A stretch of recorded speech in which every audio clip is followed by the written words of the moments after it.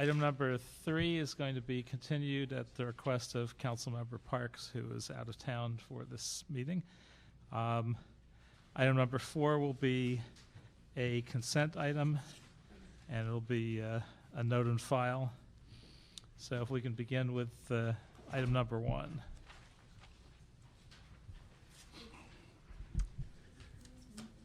Item number 1 is the City Controller Report relative to follow-up correspondence to the 2005 Financial and Compliance Audit of the Department of Recreation and Parks.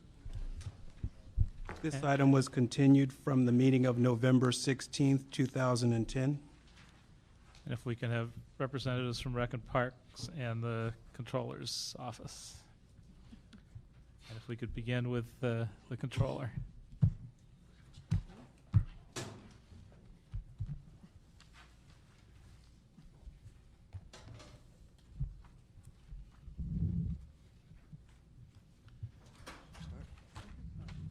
Taguchi, Controller's Office. Wale Uyewale with Controller's Office. This audit was conducted back in 2005, and it looked at the financial areas of the department within the Department of Recreation and Parks. One of the main findings of the audit had to do with the department's Municipal Recreation Program, MRP fund. The purpose of that fund was to account, or is to account for program fees charged to participants. And the way the fund is supposed to work is that fees collected from participants in various programs will be deposited into the fund, and then monies from the fund would then be used to pay direct expenses for the program. For example, for a baseball league, fees will be collected from participants, and then the collections will be used to pay for umpires, uniforms, and trophies. Based on the intent of the fund should have relatively small balance in it. However, the audit at that time in 2005 found that the fund had a balance of over $21 million, and the fund had been increasing at a rapid pace. For example, at the end of 2001, the balance in the fund was about $9 million. And when that audit was conducted in 2005, the balance had grown to about $21 million. One of the problems that we found at the time was that many collections that shouldn't have gone into the fund were being deposited into the fund. For example, collections from parking lots, like the Pershing Square parking, Cabrillo parkings. They were also using the fund to account for golf fees and rentals, day camps, and things of that nature. The fund should only hold money for programs for which fees have been collected, but the program is still in progress. So essentially, they collect the money. The balance that should be in the fund should be to pay for the expenses that hasn't yet occurred.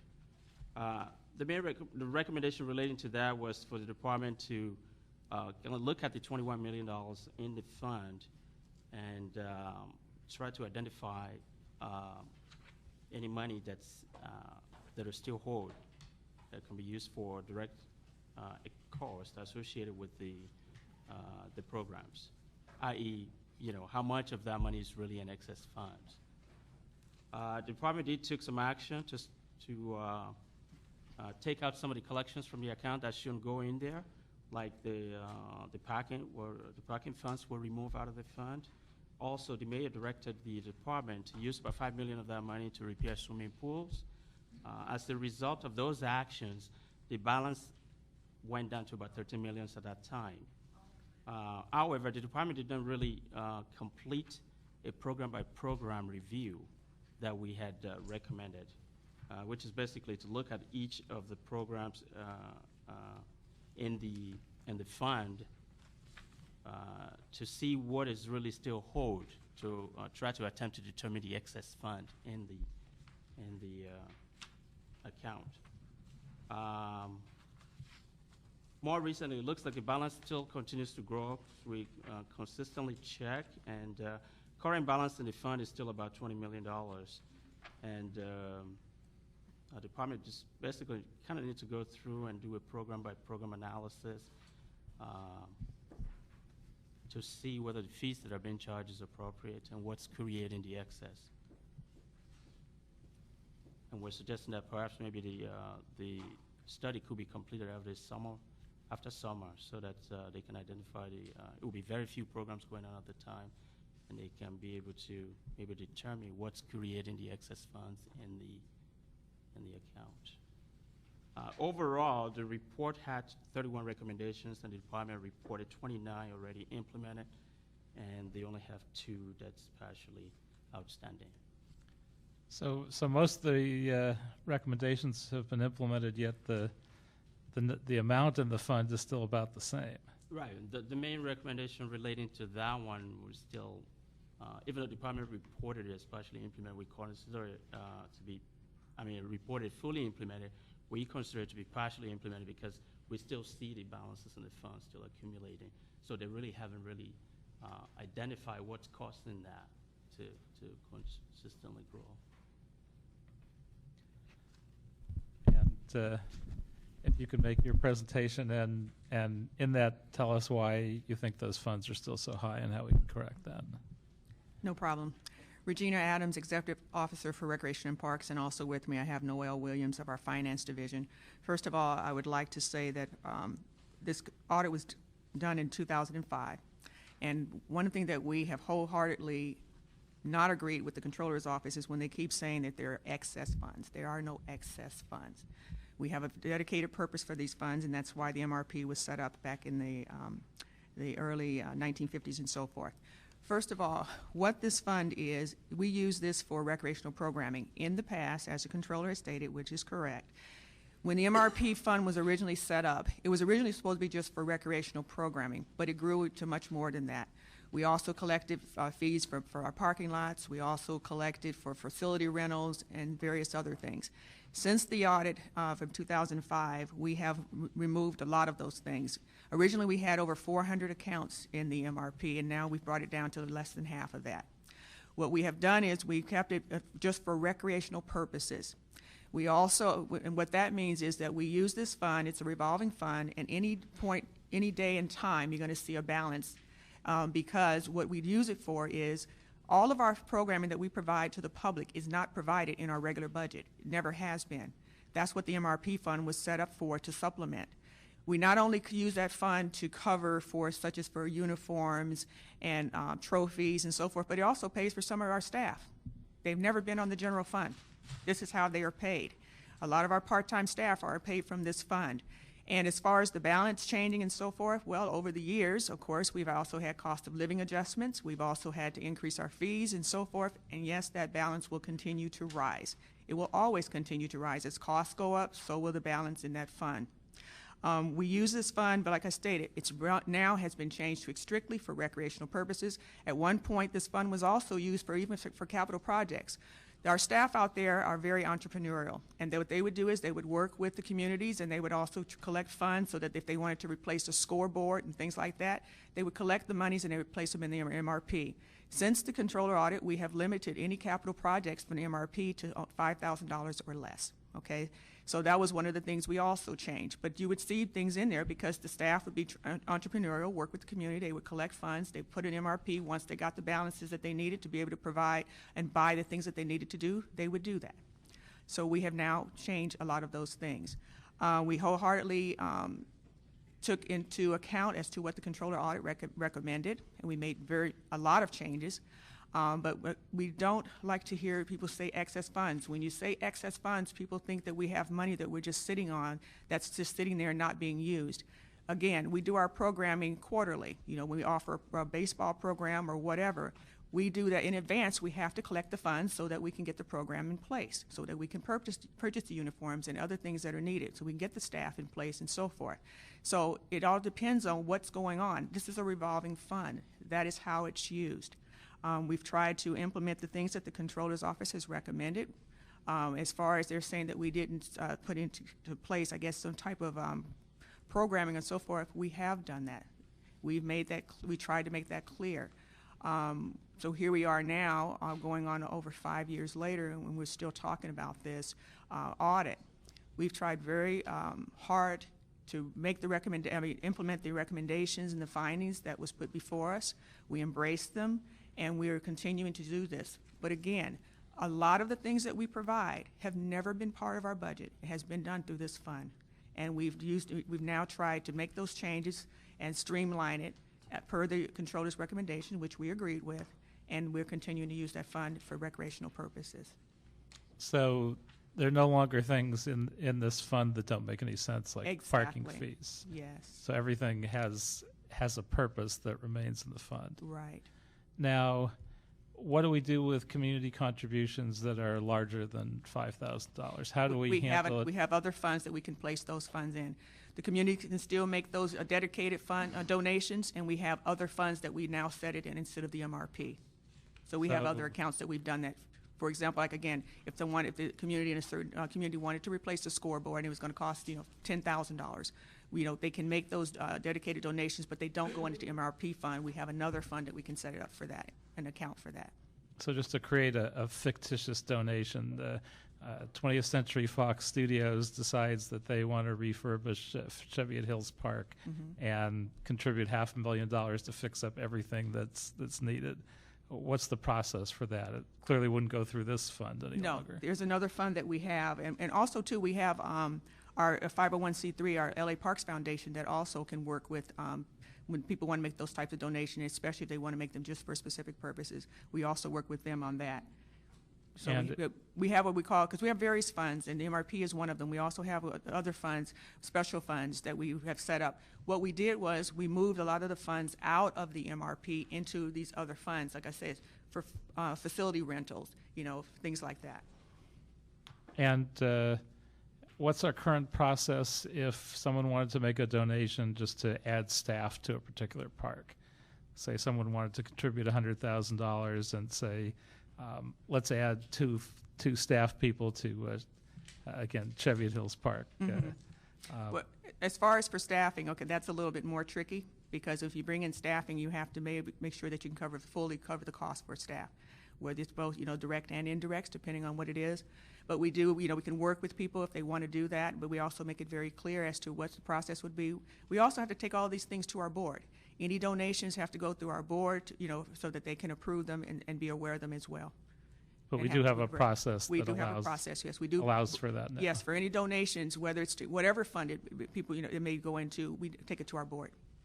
But again, unless it's a small amount, it doesn't go through this process any longer. A small amount? Unless it's $5,000 No, that's only or for less. capital projects. But if it's more than $5,000, then we have other funds that we can place it in. Any other comments from either of you? All right, thank you. We will note and file this report.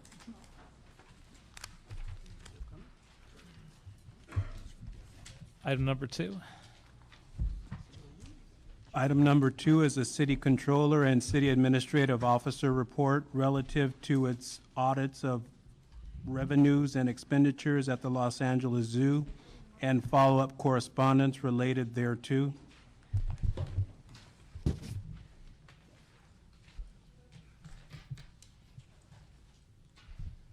Good evening, Councilmember. Delilah Puche, Office of the CAO. This committee requested the CAO to report back on the current health of the zoo's enterprise trust fund and the best way for the zoo to become fully self-sustaining, and whether there has been any privatization study relative to GLAZA taking over the operation of the zoo. Based on financial reports submitted by the department in October 2010, current revenue targets, the department is projected to meet all revenue targets for the fiscal year. They are expected to complete the 2010-11 fiscal year within budget. The department will need to increase any current revenue streams to become fully self-sustaining and eliminate the general fund subsidies.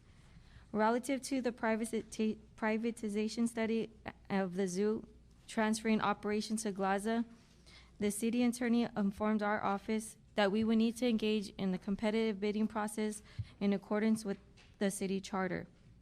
Our office is currently working on drafting an RFP and RFQ for mayor and council review. This office recommends that the council note and file this report.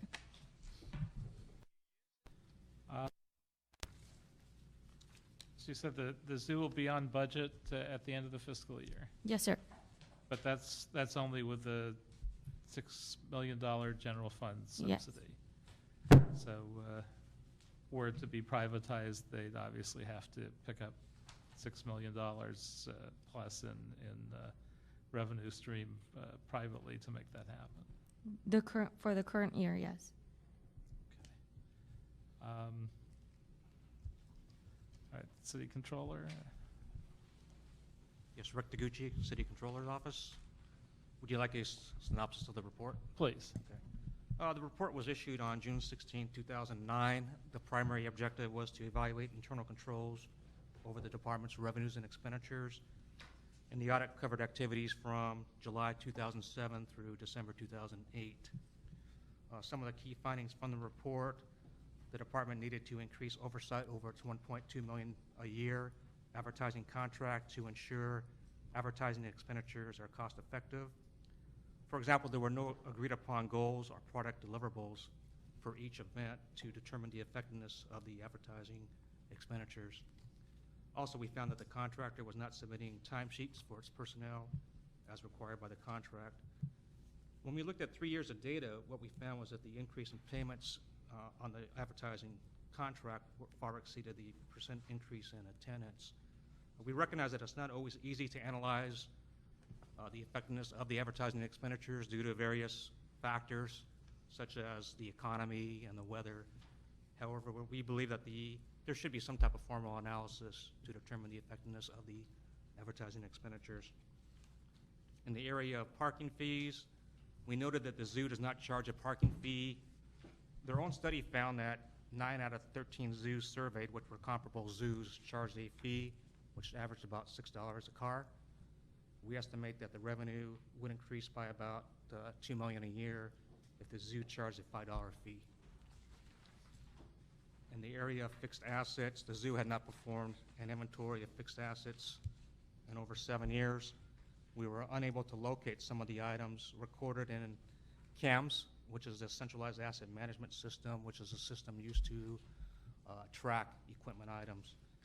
We also observed 2 items costing $13,000 that were not recorded in the system.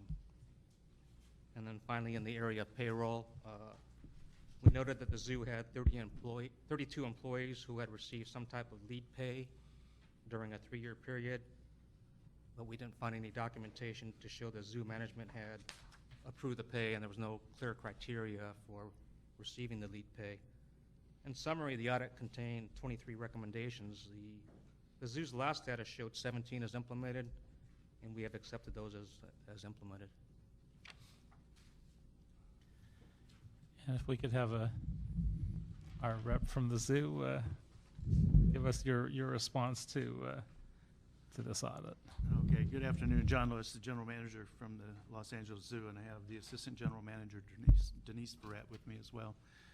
And some of it I'll answer, and I'll let Denise answer the remainder of it.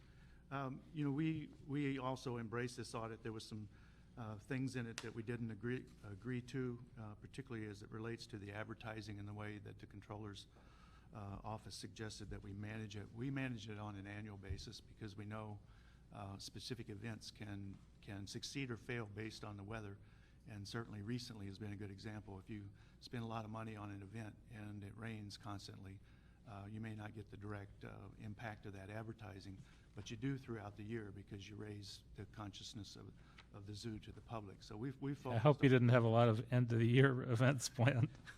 We had a few, and we had a couple of days where 200 and 300 people came to the zoo with the rain. So that's really kind of the point that we focused. However, we between the time the audit was done and being here today, our advertising contract was up, so we actually included some benchmarks in it, so we can see. I mean, it was our opinion that it wouldn't work, but now we can see based on the performance of the contractor on those individual events, and so we'll be able to report on that. So do you have information yet on what worked and what didn't? Have you done any of that analysis yet? No, sir. This is This is the first year then. yeah, this is the first year of the contract, though. When did we start the new contract? July 1, 2010, so we're in the middle of this Okay, first so year. too soon to really Right. analyze that. And the advertising also fluctuates because in the years when we have nothing new at the zoo, we will advertise a little bit more to get people's attention. If there's a major opening like the gorillas or recently Elephants of Asia, we can use some of the media attention that we get to supplement. So it just kind of goes depending on what's happening at the zoo or what's not happening at the zoo as far as how much we spend. Also, in the last 3 budget years, I believe our advertising budget has been cut substantially. So at least from city funds, it's been reduced, and we have to depend on donations and other things, partnerships with outside groups to get more advertising. How did the elephant exhibit impact things since it's been open? I'm not sure we know yet because of the rain. I mean, we opened it on December 16th, and it seems like it's been raining ever since. Certainly on the days that it didn't rain recently, we've had 7, 8, 9, even 10,000 visitor day during the week, not just on a weekend, so that's really strong. And we're focusing some additional marketing on spring break, so hopefully we'll catch up from the rain. Well, as long as I have you here, I'll ask a slightly off-topic Billy question. I know one of the arguments when we were discussing, I shouldn't say we because I wasn't here yet, but when the elephants were being discussed, whether to have an exhibit, whether not to, one of the arguments was that it would be an opportunity for breeding for rare elephants. Mm-hmm. And my understanding is we've had the first 2 female elephants come into the zoo, and that they are not of breeding age, that they're beyond that. So if that was one of the primary purposes, why didn't we bring in breeding age elephants first? Well, the zoo has always presented this project as being, a long-term project. Obviously, with the cost, hopefully it's going to be around for several decades, and that's the way we've focused on it. We have built it so that it can accommodate a breeding herd, a herd of retired elephants, or even a herd of all bulls, so that we could participate in the national herd management program of our association. Right now, there are not a lot of breeding age females in the United States that people want to give up. So what we've been trying to do is bring in some cows that can be partners, or at least Billy would have access to other elephants. He could, they're non-reproductive, but that doesn't mean that he cannot be with them based on their behaviors in response to each other. We're still looking to see if we can locate a breeding age female. It's somewhat complicated because what we've learned over the years with elephants, if they haven't had their first offspring by about 25 years of age, they don't have as much success with future offspring. So if they have their first offspring, let's say at 35, the survivability of the cow and the calf is reduced. So the management in North America has been to try to breed those animals before 25. If they do that, they can breed through their reproductive life. So again, that reduces the number of animals that are available. We still want to find breeding age females. It's going to take a while to find those animals and bring them to Los Angeles. So it wasn't an abandoning of that thought. It was just whichever animals are available to the zoo. Right. We are also, the staff is training Billy to be a semen donor so that we could, share his genes with zoos around the country sending for artificial insemination. So that may not be as much of a social thing for him, but it does help with the genetics and demographics in the country. And how do you think things look in terms of the concept of eventually having GLAZA or, in theory, another entity take this over privately? I think it looks good. I think what's going to really determine is what the deal is. And you asked one of the critical questions, and that is, how do we cover the full budget? And there's a lot of models around the country, everywhere from the new entity having to cover the entire budget to sharing the responsibility, but controlling the cost or flattening the cost to the government so that over time the government saves money. They still have that asset and that resource, but they save money because the new entity is responsible for growth. And we're looking at all those different Yes. options. Yes, sir. How do you feel about the controller's report? Are we getting everything under control? Yes, like I said, we embraced the majority of the report. There were a couple of things that we didn't disagree with, but there were some other things that have been interesting, one of which is we have this relationship with Western University. Their veterinary students come through the zoo, and actually in between the previous audit and this audit, they redid their contract. So we're working on liability clauses in that contract right now. We thought we had it solved and would be able to tell you that today, but it's still being discussed by the lawyers over issues of negligence or non-negligence. I think we'll have that solved pretty quick and be able to bring in a finalized contract. And I understand there are some administrative fees that Glaza may owe the city.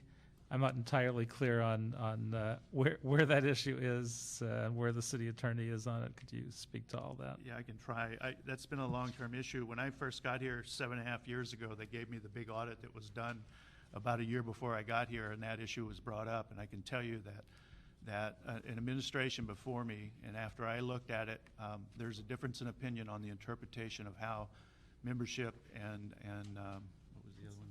Concession fees were supposed to be split. We disagreed with the auditor's finding on that, and then the city attorney was asked to opine on the issue, which hasn't happened. But again, that's been over 7 years ago. I think in our most recent update, they're saying that given this time period, it's pretty much, past the statute to move on. We don't think that Glaza was gleaning any additional funds that they weren't due, but the irony of that is all the funds that they get anyway are used for the zoo. So it wasn't that they were being used against purposes that the city wouldn't approve for the zoo. Right. It seems like, in a way, sort of, an inside baseball issue. Who's paying for the same services? And I'm not sure we gain much from trying to pull that money back from Glaza when at the same time we're trying to get them to shore up their finances and take more responsibility for the zoo. Yeah, and they're right now, raising $20 million for the new elephant habitat. So they've really stepped up, and the funds that they raise help to improve the zoo, the programs, and the capital. So I'm presuming this is not an ongoing issue, that these issues have been resolved and it's just a question of back money. We clarified them in the subsequent MOUs, and just to make it clear. And That's correct. Well, that actual audit predated me. Our main finding was that we didn't see any type of correspondence going from the zoo to the city attorney asking for a formal opinion. They said that they verbally discussed it with city attorney. So if the city attorney officially and informally said it was okay, then we would probably accept that.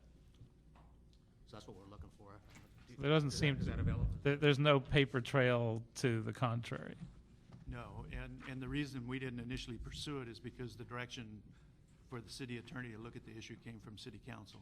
So that seemed like probably a higher power than what we had, so we depended on that. Any other comments from city controller anywhere? If not, we will note and file the controller's report and the Thank you very much. CEO reports. Thank you. Now, item 5. Item 5 is City Controller and City Administrative Officer reports and the Controller's response to the City Administrative Officer comments on the American Recovery and Reinvestment Act of 2009, ARRA, performance and financial audits of the Los Angeles Department of Transportation and the Department of Public Works issued September 16th, 2010.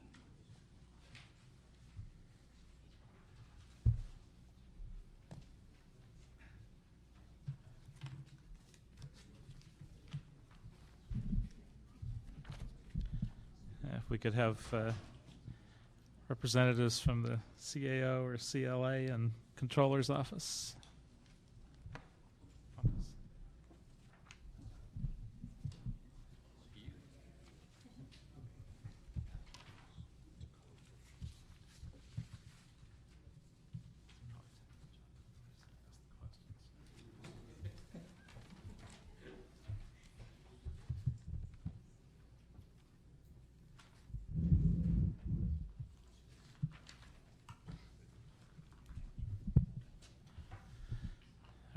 Would you like to start with your take on this? Well, I think we were here back in September discussing the audit controller audits. At that time, we issued a report with providing some additional information on job counts and some of the expenditures. I know the controller issued a response, I think, back in October. I think there's been some further questions and sort of probably you are going to be requesting some updates on the information on where we are. Certainly in light of some of the public discussion, more recently the article in probably LA Times. I know there is concern in general about the city's program and where it is. Have we been spending the dollars timely? Have we been meeting all of the grant requirements? Are we creating the jobs, et cetera, et cetera? As we have been working with the mayor's office and other departments through the ad hoc committee, we've been providing those information, roughly about every couple of weeks as far as where we are. Well, I could start with a question that I seem to be getting in my district with incredible frequency. We have dozens, if not hundreds, of miles in my district and the surrounding areas, and I'm sure thousands of miles of streets throughout the city that clearly need to be fixed. Why can't the city request a grant in that amount and just get these streets fixed? We have so many heavily damaged streets. We know that's obviously more costly to maintain, and it will take us untold years to actually catch up and have our badly damaged streets fixed. Why can't we just get a grant for that and do it directly? So there's sort of various pieces to that question. Obviously, I think street service would know best, but I think the condition of our streets are roughly about C average. Obviously, we have lots of work to do. We have a number of miles to maintain, and this has been an issue for a number of years, securing funding in order to basically do that street repair and resurfacing. Through the ARA, one of the grants is to use for that activity, along with some others.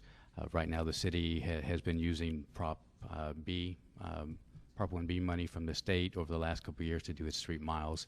We currently use gas tax to do some miles, and we currently use Prop C as well. Certainly, as part of a future legislative program, I think it would be helpful for the city if we went out and asked for additional dollars. Given sort of the change in leadership from November, may be a little bit more difficult, but it's certainly from our perspective, given the amount of work that we need to do, it's something I think we should put it part of our agenda. Do we have any way to negotiate some of the current grants that we're having difficulty in actually implementing to change those dollars to something that we could more easily use, like street resurfacing? Well, we have a number of dollars already for street resurfacing. I think if we were to want to go back now in midstream, since we've already sort of implemented a number of these projects and street miles, I think it'd be pretty difficult. I don't recall the number of miles that we were anticipating through the dollars that we did receive through the ARA program. But we could go back and ask the feds whether or not there's future dollars that we can secure in order to bring into the street program.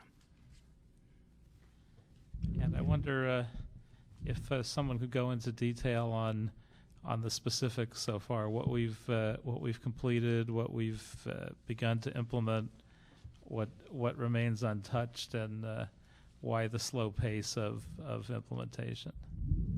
Specifically to that of street resurfacing? Specific to all of our ARA grants. Okay.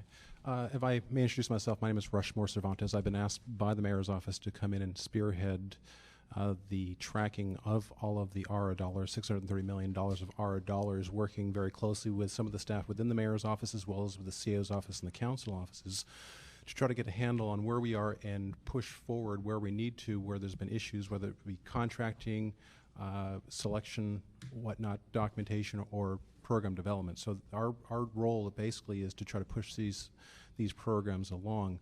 To your question relative to are there monies or grants available for street resurfacing, you should know that the city seeked approximately $600 million in competitive ARA dollars and received a little over $200 million. And the city is continually looking for alternate funding sources for various programs. But as Ray said, making modifications to those grants right now may be problematic. So at the very best right now, what we're trying to do is review all of the programs, work with the departments to come up with expenditure milestones as well as deliverable milestones, track against those. So at any given time, the mayor and council know exactly where we are relative to the programs for jobs, expenditures, as well as deliverables, not only citywide, but also down to the council district level. So how are we doing? What money hasn't been expended and why? And are there dollars we don't expect to be able to expend? What's the status of all of it? At this point, the numbers that that are public and that have been fully vetted were approximately 29% expended, 29% expended. Whether we're on track or not, you've got to remember, Councilman, $630 million, that's broken into approximately 130 different programs, some of which were shovel-ready, others programs that needed to be created from scratch. So many of the departments had to create programs from scratch.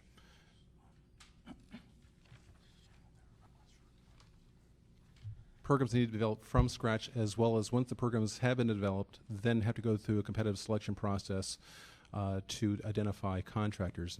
The footnote to all this is the fact that these funds are coming with a level of transparency like we have never seen before. The federal government has put more restrictive guidelines on these funds, so we're mindful of the fact that we do everything properly while also delivering a product that delivers the best possible product to the constituents. That may mean sometimes planning a little more than we have in the past because they're new programs, but then getting money out. And I think that as the mayor's office working with the CAO and the council look closer at these programs and start delivering dashboards with expenditure plans and deliverables, I think we'll have a better understanding where we are. But at this point, to answer your specific question, Councilman, we're approximately 29% based on the end of October figures. And we're going to be getting the health reports from the departments for month of November and December on Thursday. That has to be fully vetted, so probably another 3 to 4 weeks before we actually have clean numbers to give us a handle on where we are through the end of the calendar year. So we're only 28% through end of October.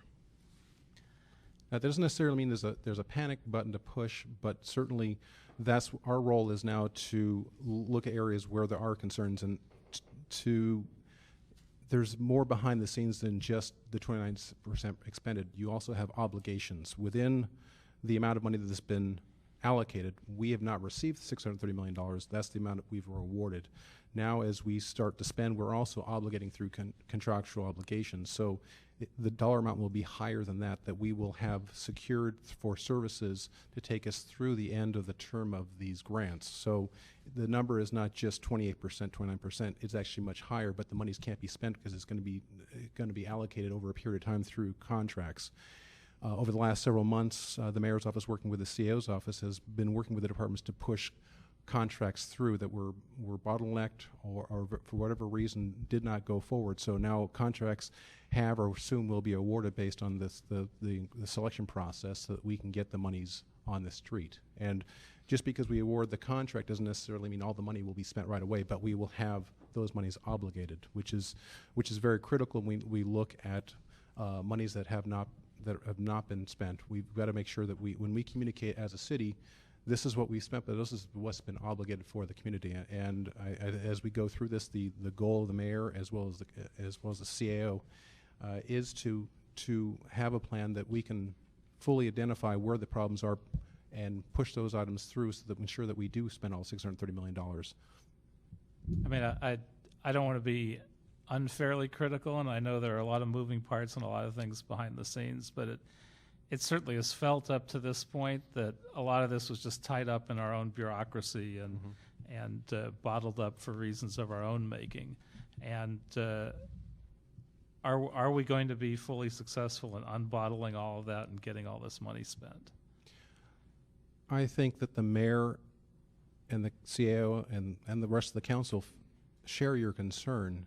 It's a lot of money. If you look at the actual expenditure rate to date, there would be some level of a concern, but knowing what we know behind what's been going on behind the scenes with the departments and pushing forward with these programs, go through the selection process to get these matters onto the street with well-defined programs, I feel very confident we'll be able to achieve our goal of spending all this money. And what's the controller's office think about this? What's your perspective?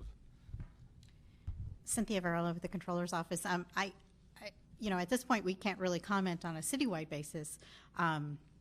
What we've done is looked at a few departments, and we've done an evaluation of the processes that they have in place to make sure that everything is going to go through smoothly.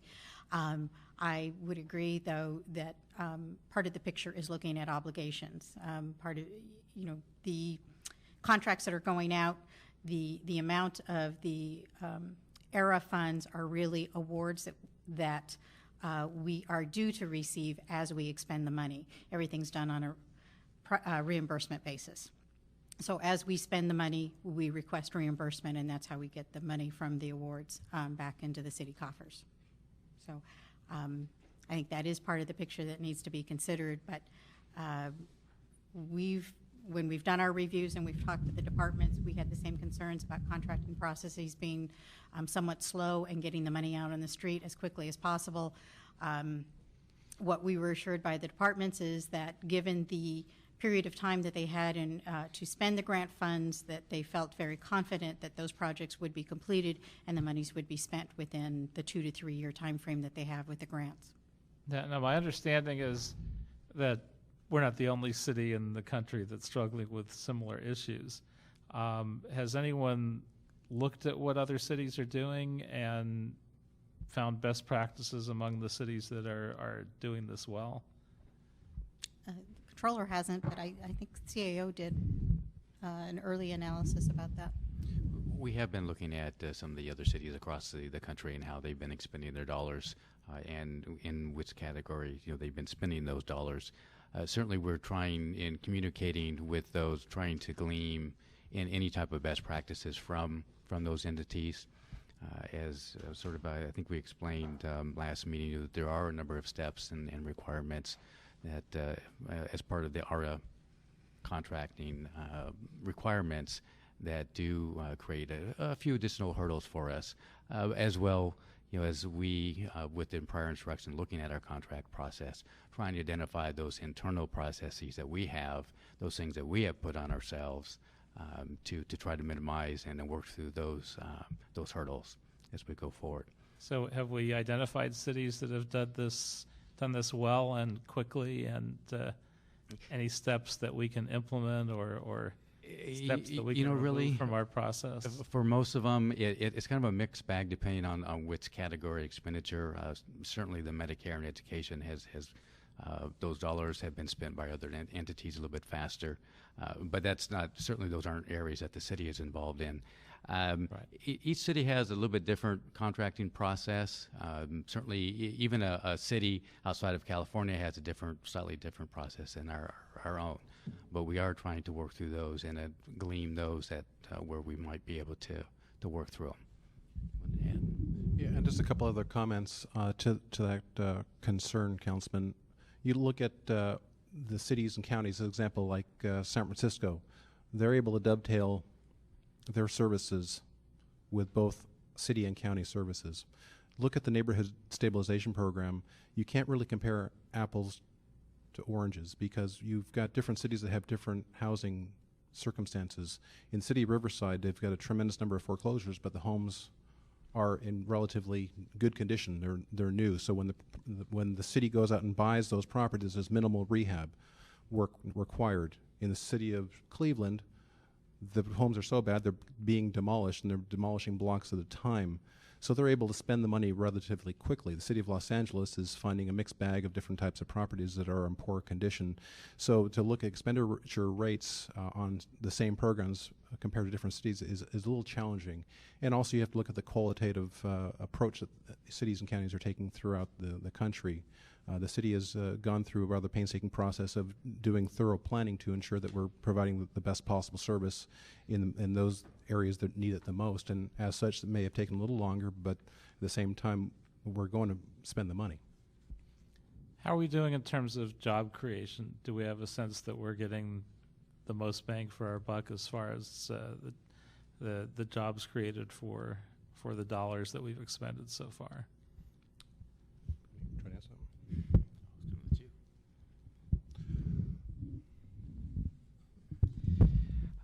Early on in the process, the idea was try to get dollars into the community and sort of and really into the private sector. I think depending on the particular grant, we have achieved some success. You look at our summer youth program. I think I don't know the exact number of jobs, but I think one would characterize that as being very successful in trying to create those jobs for youth. Certainly, as we look at the private sector and some of the other areas, we're tracking those numbers. And certainly, if you look over the ensuing months of this fiscal year or the past fiscal year, the numbers have improved. And I think we're meeting the stated goals of the grant, of the individual grants. And if I may, I wanted to reiterate what Russ had said a little bit earlier, because your question of whether we're going to really expend our dollars. We're roughly at, overall about 29%. Certainly when the controller did the audit, looking at the Board of Public Works and certainly transportation, numbers didn't look very good if you go back in time. But I think certainly over the last several months, the city is focusing more, departments are focusing more on spending the dollars, getting through the contract process and getting the dollars out into the street, and the numbers are getting better. And I would, once we get expenditure plans, we'll have a little bit better sense exactly where we are, but I'm fully confident that we'll be able to expend all of our dollars. Anyone have any other comments that you wanted to make that you haven't had the opportunity to?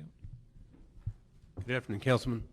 Ron Olive, Bureau of Street Services. I feel a little awkward jumping in right now. I didn't have a chance to jump in with your very first question on the street resurfacing, so. Well, feel free to go back and hit it if you want. We'll have to rewind to the very beginning here. So, Bureau of Street Services, we're a little unique because all of the construction we're doing is with in-house forces, force account, if you will. We are not contracting out anything except for one small project, $300,000 project. We have $52.9 million that was awarded to the Bureau, of which $45 million was for street resurfacing. Going back to early 2009 when the awards were first made, the City of Los Angeles, I think, had $120 million roughly for the transportation category that I think Rushmore described the different categories. Between Department of Transportation, ourselves, Bureau of Engineering, again, 52.9 was really the amount that was slotted for the Bureau of Street Services to spend. One of the key criteria, though, that the Federal Highway Administration set up was that the projects had to be shovel-ready. So a lot of the worst condition streets that require reconstruction, i.e. require the full dig out of the asphalt and the underlying base, requires a very detailed environmental review process, maybe even an EIR. So obviously those wouldn't be shovel ready. We didn't have any of that ready. So we really had to look for federally designated highways or federally designated street system, streets that just needed a grind and pave, if you will, a resurfacing project. So that $45 million has been spread pretty well evenly throughout the city. So about $11 million per the four main areas of the city. And we've spent just about 50% of the funds. The $45 million would pay for roughly 100 miles, but that would reimburse 4 city departments that had a part in it, everything from materials testing to fleet services to survey work and DOT for striping.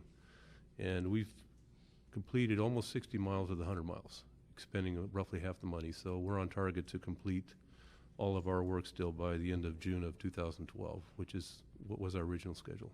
So it'll all get done and the money will be expended, the streets will be resurfaced as funded. I just didn't want to leave it that your first statement or your first question about why didn't we apply for this grant money for street resurfacing? We did, and in fact we did get $45 million worth just for street resurfacing. I wonder if we could have street services and the CAO look at whether we can engage in a similar future legislative effort to get additional funding for this purpose, because we still have so many miles of streets that are messed up. I could probably spend it in my district alone and not totally resolve my district's street problems. I think we'd be happy to do that. We had one fairly significant hiccup, though, with these dollars, is as we got started, the legislation was being looked at a very micro level, and the Federal Highway Administration, I think in August of last year, determined that the dollars needed to go out to contract, the private contractors, if you will, unless, force account was the last resort.